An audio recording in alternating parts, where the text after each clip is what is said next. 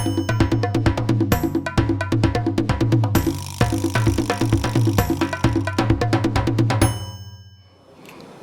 first of all, welcome to the Black Archives Fellows. If you don't mind, a brief introduction of who you are and what's the name of your company so that people can find you. I'll start with you, sir. My name is Brandon Farrow, president of Elite Protection Services, LLC.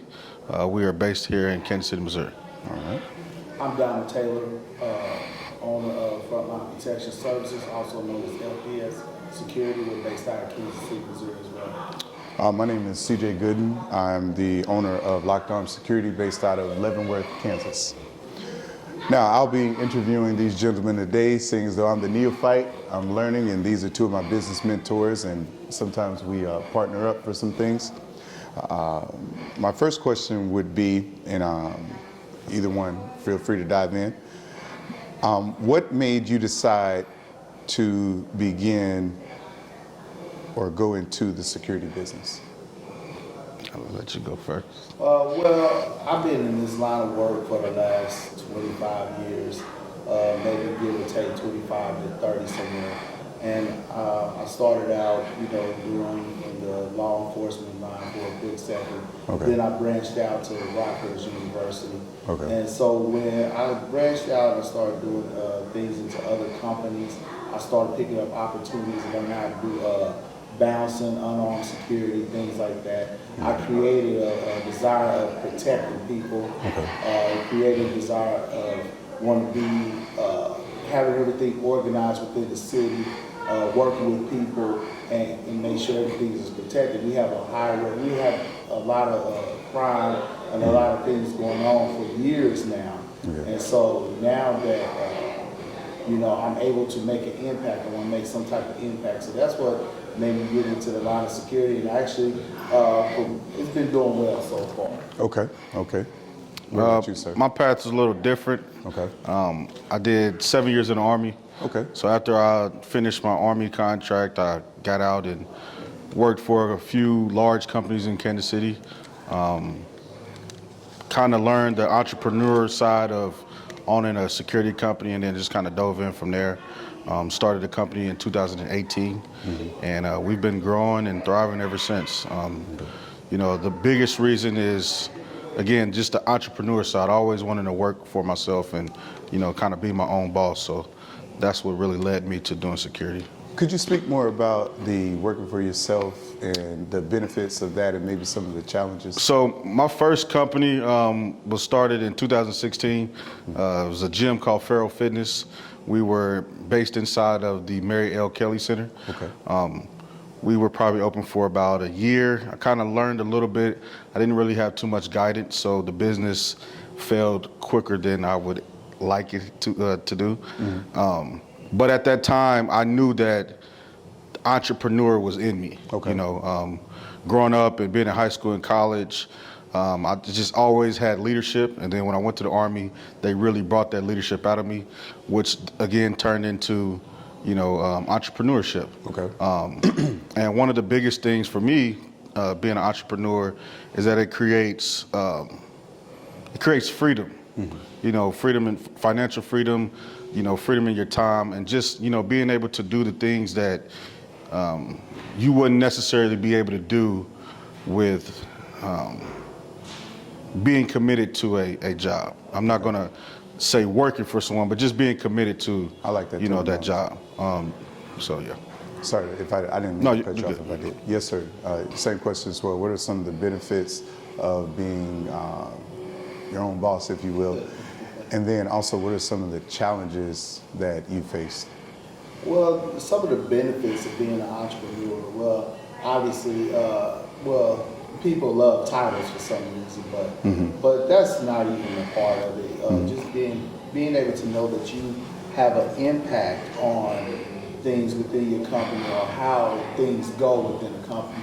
You have some people who are in the line of work working for someone else, this corporation or these corporate security companies, and they find out that they tend to know more than what their boss knows. Right. And when you branch out and go and start your own deal, your own company, you have to have a different frame of mind. You can't have that worker frame of mind like you used to, because guess what? You're at the ship now. You're at the household. So like in biblical form, where it say head of the household. It's just like your home. Running a business and a company is just like a household. You have to be the head of it, and if you don't use God to steer it, and then lead you, your company can go the wrong way. And it's a lot of companies that has done that, and it's it's a lot of challenges too, because the challenges is you have to manage everyone within that company. You have to manage the finances. You have to manage the equipment, supplies. You have to manage the clients. So it can actually be more than managing a household per se. That's the challenges you face. And then the other challenge you face is outsiders. You have to have certain people around you that benefits you as well, and you should be able to benefit others. When they are around you, they should have a positive frame of mind. People should have like-minded people. If they're not like-minded people, then you might have the wrong people around you. And so there's easy to say, I support you. I support you. But if you're not showing the support, you just say, I support you, how you support that person. It's just like for me, for example, I have a lot of supporters. I do. And I can feel the genuine ones. They sit there and say, hey, I support you. I don't necessarily need your monetary support. But if you support me, just words of encouragement, motivation. Like, I interact with this brother all the time. Me too. I interact Good guy. with you. Yes, sir. Years. Yes, sir. And the motivation that I even received from you was, you told me, hey, you can do this. Keep on doing this. You have questions. See, and it's almost just like friends, because real friends are going to tell you when you're right and you're wrong. I agree. And they're going to help you out. And just like I was saying about Mr. Farrow right here, it's been times where there's something that I don't know how to do. Just because I'm the older in this group, don't mean I know everything. It's a lot of things that I'm still don't know that he does. There's some things that I may not have, he has. And it's vice versa. We can help each other out in some way of mind, versus being small-minded like some may be. And okay, if I have this blessing, that's a blessing. If God had this blessing, I don't want to share this blessing. I'll keep it to myself. I know he needs help with this, but I'm going to keep it to myself. I want to see him fall. We should not want to see each other fall. We should want to all rise up, because at the end of the day, our companies should have one common goal, to protect citizens and patrons and our clients. Make sure the numbers of crime go down. We should be able to help out police departments that actually have the right frame of mind as well. So it's like we should all be on one accord, and to have that support, that's supporting one another too as well. So of course, that's one of the things. But like the struggles of everything, it just, like I said, it's just like a home.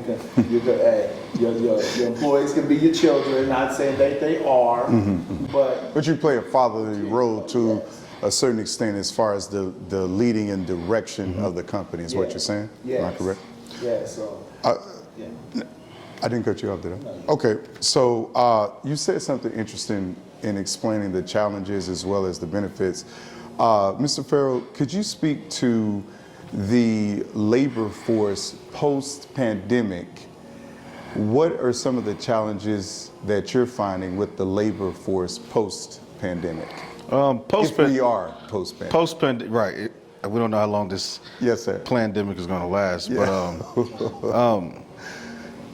I think the government itself and the state has made it a little easy to not physically go to work with all the, whether it's a PPP loan or whatever type of loan you can get, SBAs and unemployment, and they skyrocketed the amount of food stamps people were able to get a couple months ago, which has caused a burden for companies, especially small owned and especially black owned Okay, companies. thank you for speaking on that. Ourselves, EPS, we faced a very difficult time around the months of August and, kind of early October Okay. to find staff and let alone good staff. Right. So one of the companies or entities that we use to staff is Indeed. Okay. And just an example, we were getting people who had no security experience, had subpar job history, Okay. places like gas stations and Gotcha. small restaurants and things like that. But they were still trying to apply. Right. And so when they did apply, the turnover rate, if they were hired, was very, very rapid. We would have people coming on and they wouldn't last 3 weeks. Right. Because they didn't have the experience and because it was too easy not to go to work every day. Right. So that's one of the things that we face with the employee side or the contractor or staff member, whatever term you use, Yeah. since the pandemic has been going on. Okay. Mr. Taylor, what has been your experience with the current generation X, Y, Z, these millennials, as far as, how do I want to put it? Are you finding yourself to be more of a motivational speaker / leader as opposed to being able to be owner and leader of your company? Are you experiencing that? Yes. Thing is, I'm very vocal as is already, but being part of the community, I have been working with. I coach football, and Okay. I coach basketball and baseball. Youth football, correct? Youth, yes, Okay. at a particular time. So, If you don't mind, if I could jump in, what's the name of the organization that you're with? Delaware. Okay, thank you very much, sir. And being around youth is really probably 70% of my life. Okay. So the thing is, motivating young children, young adults, is very, very common. Okay. Well, the thing is, it's like when we interact with people, with youth, you have to have a different mind frame. You don't have to go in always trying to delegate, be a dictator. Gotcha. You can't go in hard. You have to go in with an open mind frame and be able to explain this, that, the other. You can get your point across with a softer tone and become an educator. A lot of our youth, a lot of people just want answers. They want to know. They're like sponges. And if you approach appearance is really a very important thing. Your appearance, you come to them, be your approach. Okay. Speak to them.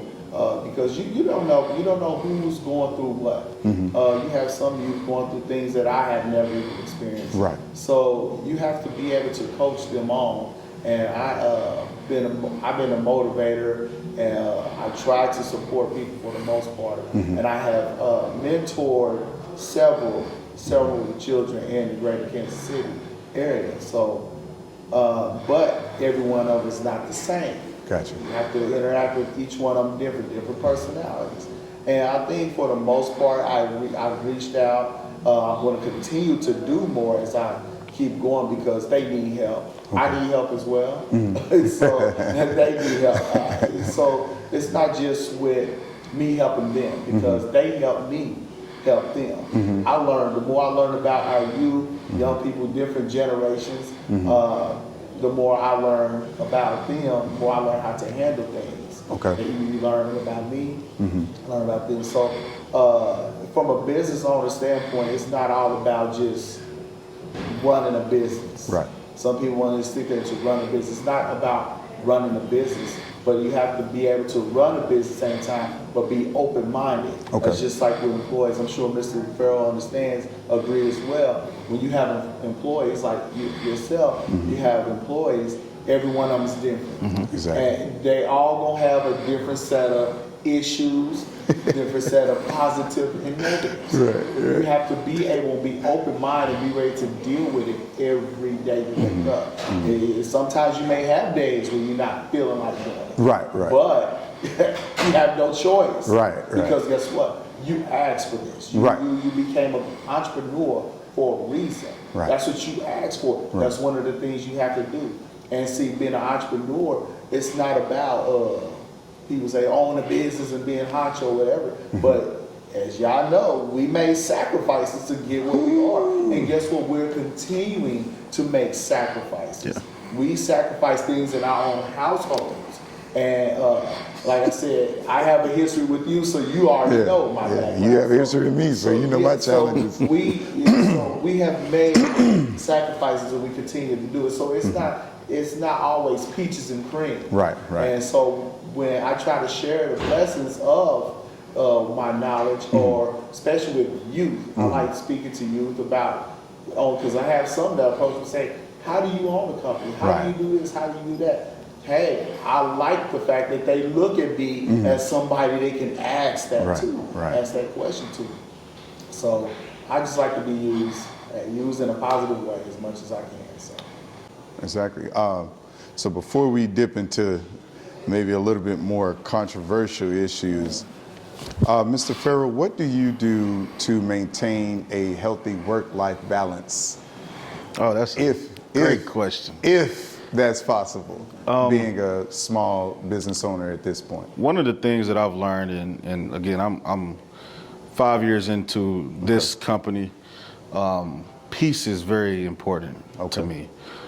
So there'll be times where I'm either in the car or at a lounge or wherever, where I just need to be around quietness, no noise, turn my phone on, do not disturb, just, whatever the case is that I have to do to just really meditate and think about, the moves that I need to make, what's going on within the company, thinking about the future, where we want to be as a company, where I want to be personally. So that's one of the biggest things, is just being able to have a peace of mind and learning to block out the distractions of personal life and business. It's very challenging, but I've learned to do it a little bit better, which kind of creates you not really having a broad social life. Gotcha. I have to really be careful with the group of people that I associate myself with, because again, I can't bring on your drama over here when I got 20 staff members that I have to oversee every day. I have to be kind of devoted and committed to them first before I can. Supervision is what you're saying. Exactly. Before I can, engage in outside drama. Gotcha. So just really creating that opportunity to have a peace of mind, something that I've worked on.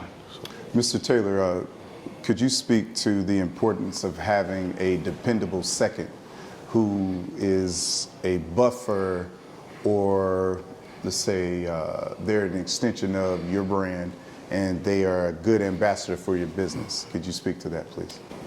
Well, that one's a little more tough. Elaborate on that question. So we can't do it all by ourselves. So could you speak to the importance of having someone who's dependable, who's going to properly represent your brand and the values that FPS brings, FPS, I apologize, FPS brings to the commercial security business? Well, it's been a journey for me first off. Well, when I first started, of course, it was just me at first, and then I created a team. So I've actually been through a couple teams where we think you're like-minded people, like I mentioned before, but our goals were a little different. And there's nothing wrong with that. Everybody has their own certain goal of getting in, but to start a business and company, especially if you have partners, you have to have the same motivation, you have to have the same drive, you have to have the same goals. If you do not have any of those things, it will never work. It may start off in the beginning, all peaches and cream, but it will eventually fade away. And some people are in it for monetary reasons. Some people are in it for notoriety. Some people are in it just for other reasons, you never know.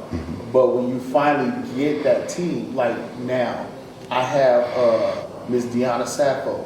She does my internet marketing.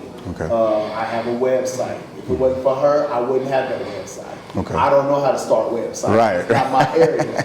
So that's Okay. one of my marketing avenues. And first of all, when you have different organizations and companies, everybody do their marketing differently. Right. Most of my marketing, 80% of my clientele come from social media, come from word of mouth with a lot of my past customers. They also, get the word out. So that's where I do my marketing. So I have internet or a website. So like when she does that, that helps me, and it takes the load off of Right. me having to go that extra mile. When I have a second person, like I have my vice president, Shaquita Williams, she does uniforms and equipment and supplies. Okay. That takes a load off of me. I still have to have my hand in there and know what is it that we need. Right. But guess what? That work that she does helps me out a lot, so I don't have to worry. Right. I have a series. I have Excuse me. you familiar with Chris? I have Mr. Christopher Smith.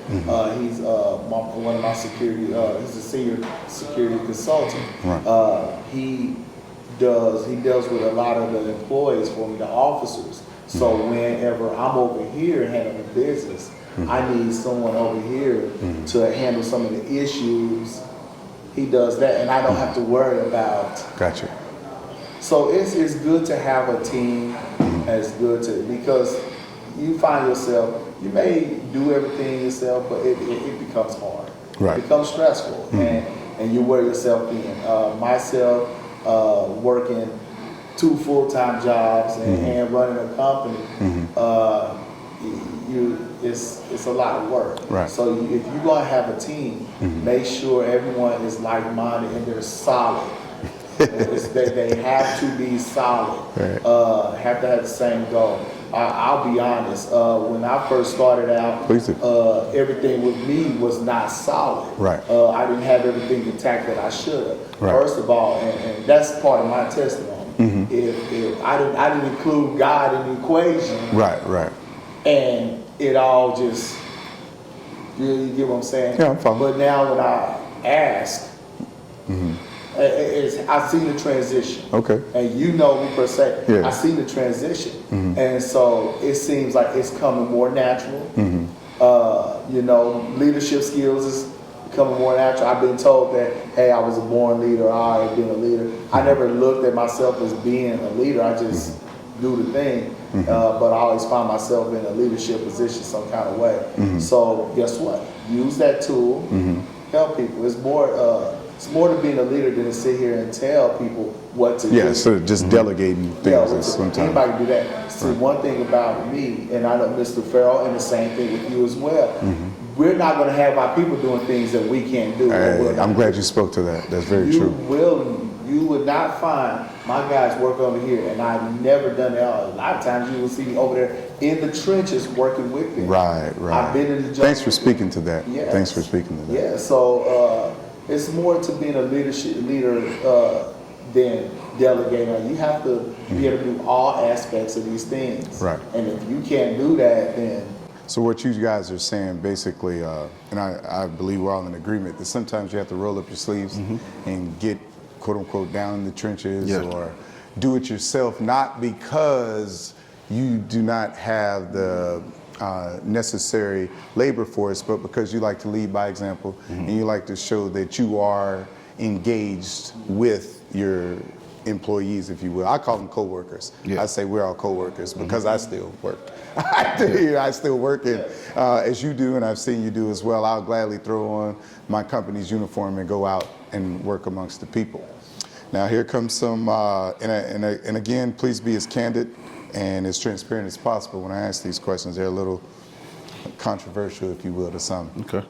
Could you please speak to your experiences of dealing with the African American community in the capacity of a business owner with contracts, gigs, quote unquote, bids? Could you please speak to that? Either one of you guys. You said me first?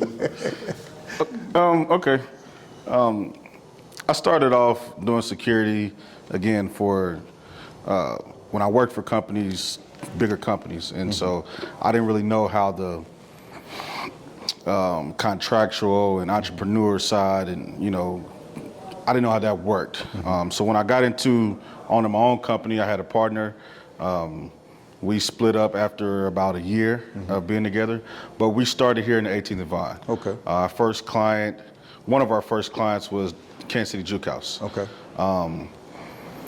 What I've learned from doing business with, African Americans or minority clients versus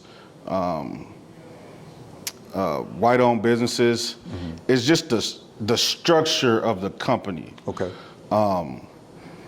One of the biggest things that sets us apart is in the Army we call it chain of command. Okay. So in a minority-owned company, black-owned company, you'll be dealing with the owner to owner. Gotcha. Versus over here, with white-owned companies, I've noticed that, hey, I don't get to talk to the owner all the time. Gotcha. He or she has people in place, general managers, HR departments, things like that. So that's one of the biggest things, because I'm not going to say that because they're black-owned, they're better or worse than this white-owned, because I've dealt with some white-owned companies who are not up to par as well. Not necessarily professionally structured. Professionally structured, exactly. When it comes to pay situations, in we're dealing with cash on hand a lot. Okay. And black-owned You're saying that's businesses. with the African American? Yes, with the demographic. and particularly it was nothing wrong with it because it was mostly nightclubs. Gotcha. So they're dealing with cash. We're just going to pay you cash. Okay.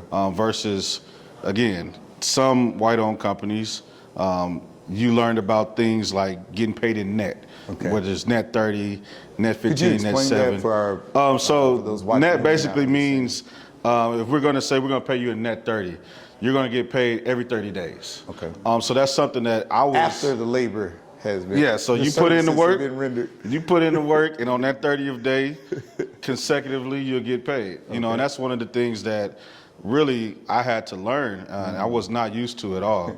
I was trying to demand everybody to pay me on Monday. Right. Because that's when I wanted to be paid. And again, once I started working with larger companies, I learned, okay, it doesn't work like that.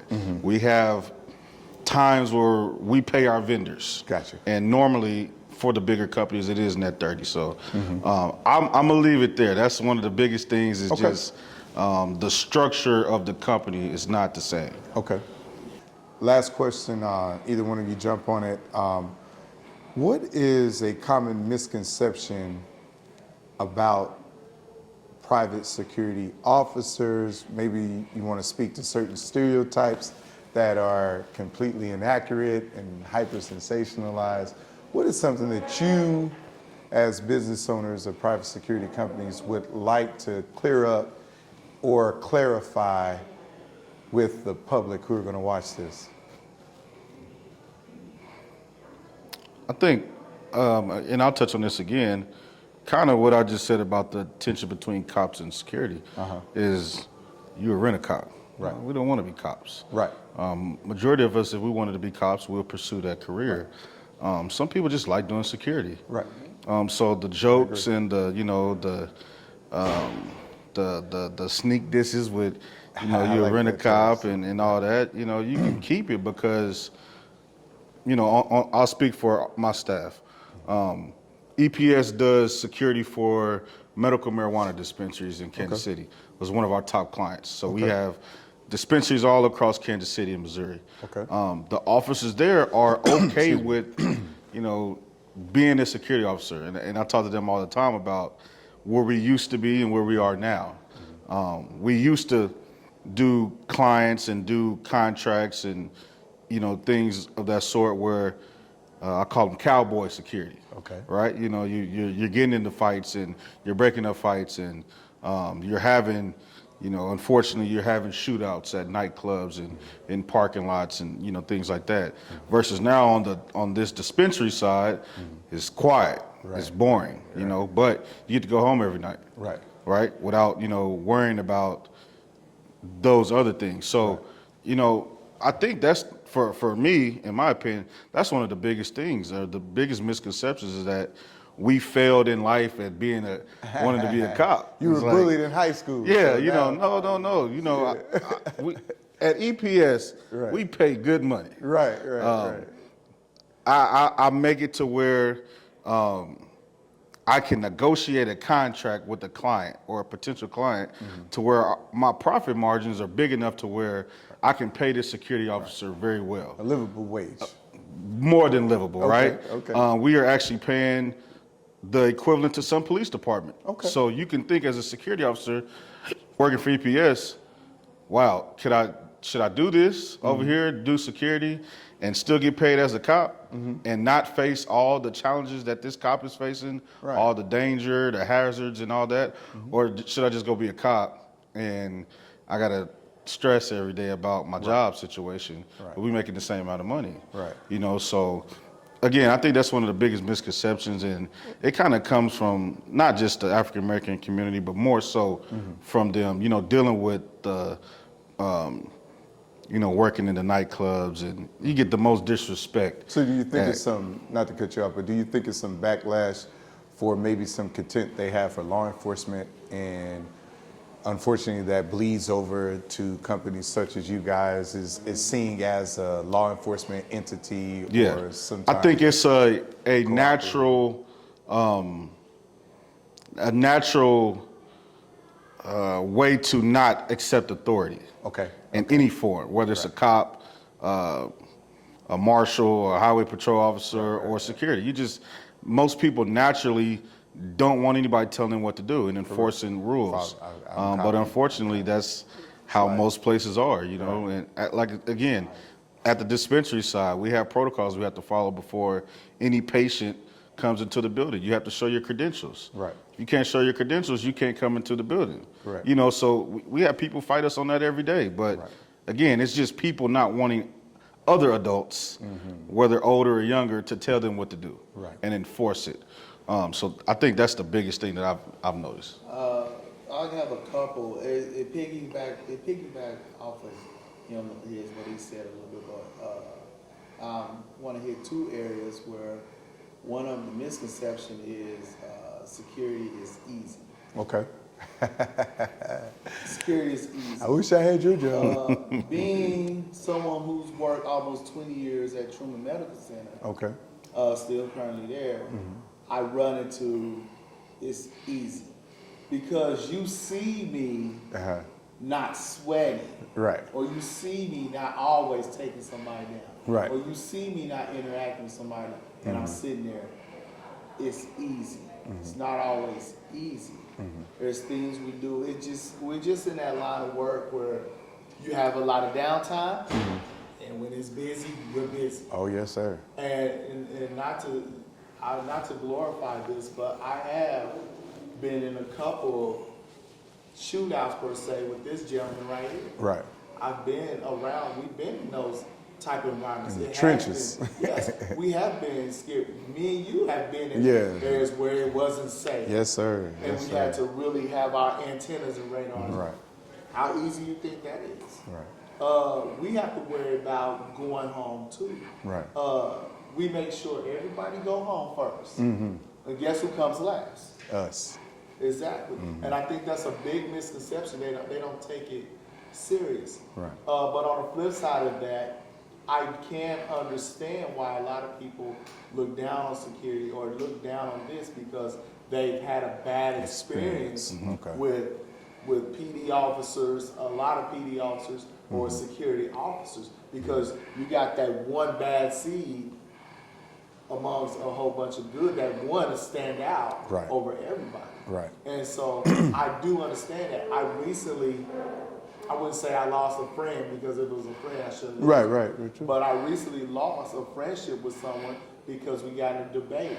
That person said that I had an issue with a PD officer. They treat me like this, so I'll never trust anyone that wears a badge, whether it was a security or a PD, because they all crooked and they all are full of that or a piece of that. Yeah. And so my thing is, I I took that person because I wear a badge. Right. I wear 3 different badges. What you wear? I wear FPS Security, Children Right. Medical Center, and Children's Mercy. Right. So I wear 3 different badges, and I take those badges seriously, Right. whether people think so or not. Right. And so I'm not a crooked cop. I'm not a crooked security officer or owner. Right. I'm not, this, that, or the other. So if I see somebody in need of help, I'm going to assist them the best way that I can.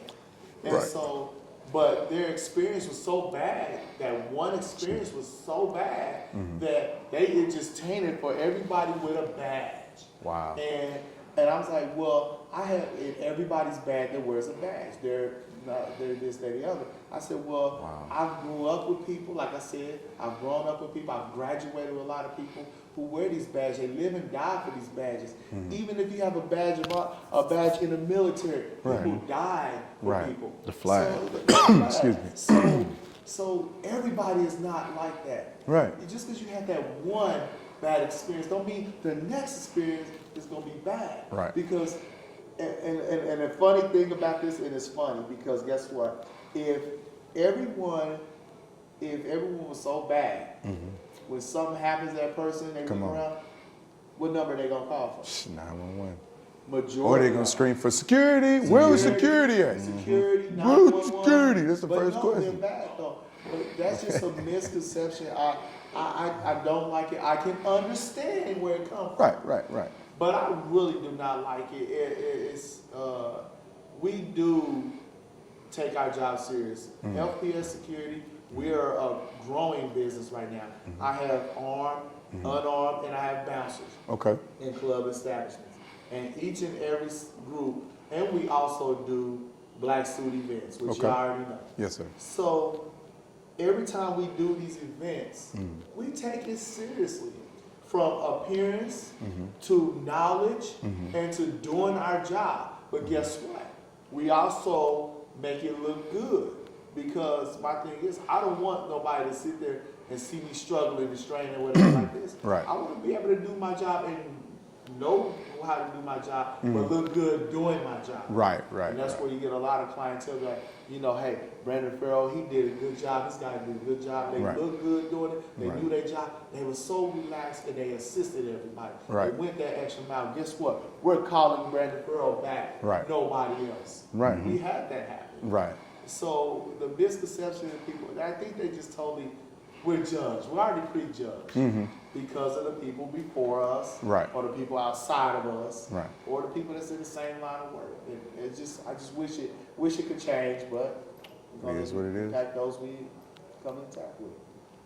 All right. Well, gentlemen, thank you for your time. I know you guys are busy. Thank you for inviting us. Again, could you state your name and your Yeah, Brandon Farrow, president of Elite Protection Services, LLC.